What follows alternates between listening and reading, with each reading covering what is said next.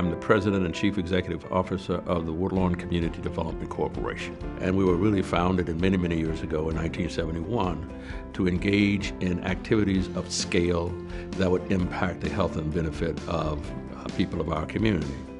The average family is still struggling, and certainly the cost of energy is important right now as we look at all of the other costs that are associated with just living in urban America.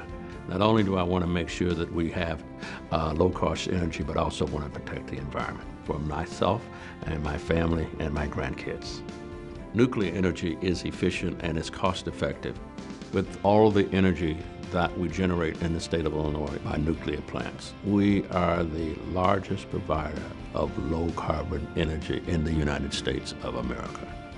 Should we lose any of the nuclear plants, then you have to look at what it produces. To lose 8,000 jobs would be devastating.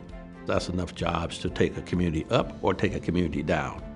There could be a serious reduction in the tax revenue that comes about.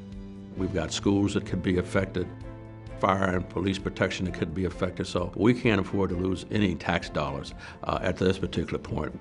And of course, we want to protect the overall investment back into the community. Right now, there are bills pending in Springfield that could protect the nuclear plants in the state of Illinois. This is a critical moment right now, and we need to call or write members of our General Assembly and let them know that we are for the low carbon portfolio standards. As we look at what to do and how to protect not only every individual's life, its health and safety of everyone, but also our economy, I say thumbs up for nuclear energy, and I think that it's very important for us to protect this vital energy source.